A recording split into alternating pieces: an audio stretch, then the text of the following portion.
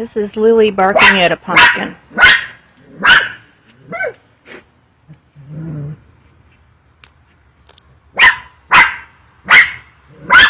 Oop.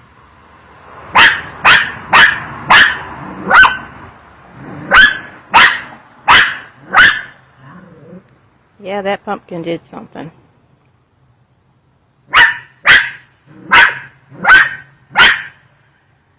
Yeah. You tell that pumpkin. Yes. You tell that pumpkin.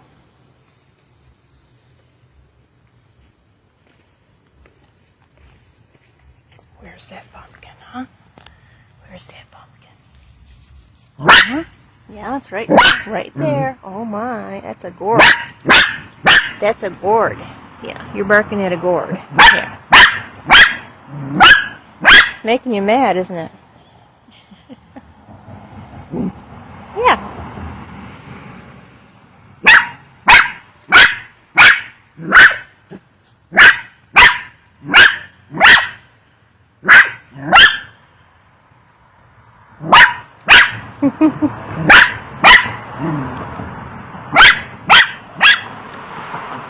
Had some major rain last night. We didn't get the high winds that a lot of other areas got in this state, but we got some pretty heavy rain. I think this year I'll finally have the very good pumpkin I've always been dreaming of. It's on the jack-o'-lantern vine that I purchased. Here. And there's my hand for reference. I'm tall, so I have pretty big hands. There we go. It's going to be, I'd say, a good 20-pounder, maybe 25. And not even starting to ripen yet. And over here, well, these are the Corvettes and the Duchesses, and I have seen just a very few female flowers on them. Of course, they drop off right away. Mostly it's all male flowers. And so far they aren't producing anything.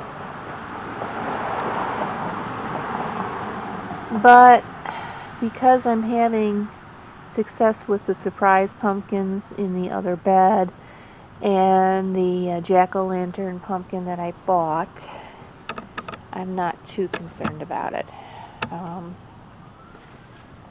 In fact, next year might be all jack-o'-lantern if this continues.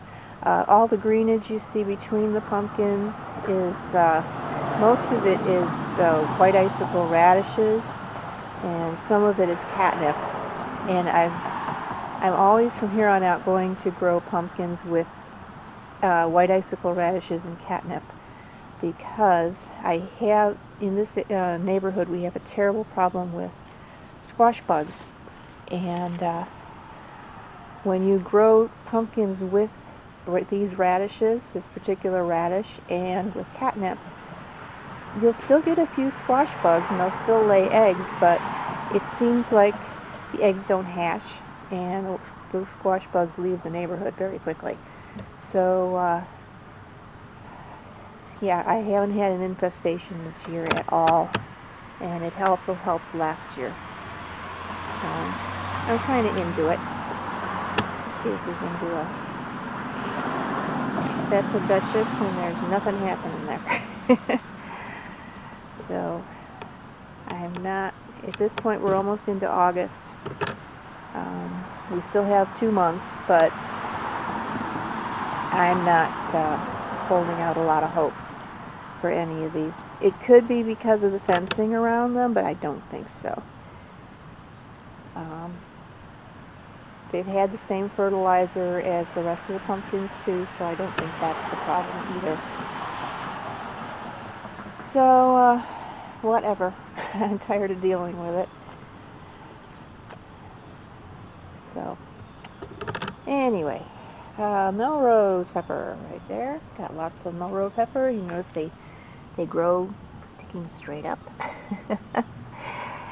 This over here I thought was a Melrose pepper, but I don't think it is. Either that or it's a Melrose pepper that got mixed up with the giant Marconi next door, because these peppers are growing, well, one of them's growing straight up, but most of them are growing down. So I did taste one, and they taste more like a giant Marconi, so I think they just got mixed up. There's my cucumbers. This is Bush Champion, and we're finally getting a cucumber. This bush has been attacked, or these cucumber bushes have been attacked by some kind of disease, so they're not doing very well. It's the second year in a row that's happened. Last year I blamed it on lack of light, but this year I think it's just something in this pot that I'm going to have to empty out the pot and sterilize it and put new soil in it at the end of the season. And here's another sunflower that came up on its own. We got an oddity among the sunflowers. See that one? That's about, let's see, 6, 7, maybe 9 feet tall.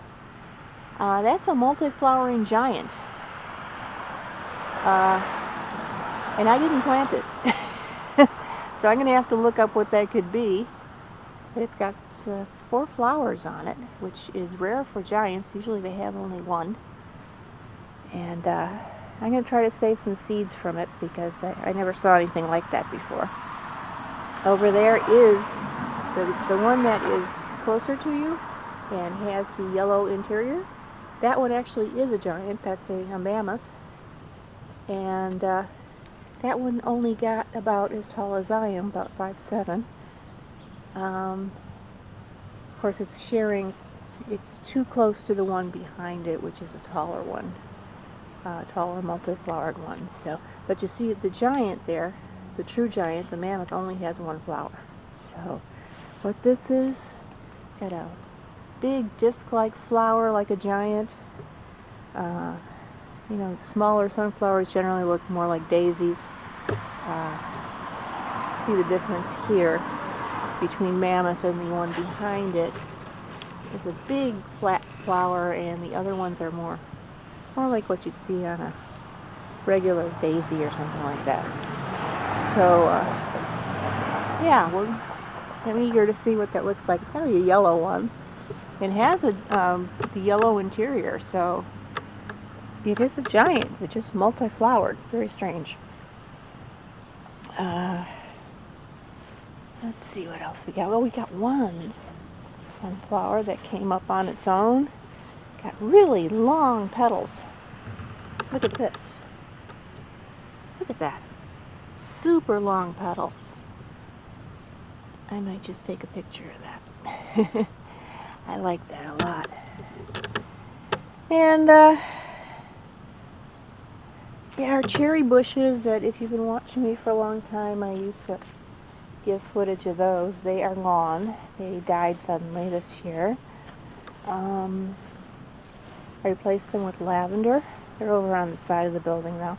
And this is music box rose, which is shade tolerant, somewhat shade tolerant, on the west side of the building. And I replaced all those awful bulbs that were surrounding it with hosta. This is guacamole hosta. This one's doing very, very well. And this is summon substance, which I have a bunch in the back of the yard. They start out really slow, and then they come back strong the next year. So, more guacamole. These are ones that are in the sun half the day, have better color than the one way in the back that is in the shade most of the day. So there's another summon substance. And I'll show you the surprise pumpkins. There we go. There's one right down there that's turning orange. That's only about, well, I'd say 7 to 10 pounds. There's another surprise pumpkin. And here, and there's another one. I don't have a lot of faith in this one because it's very light, very pale. Sometimes that means trouble.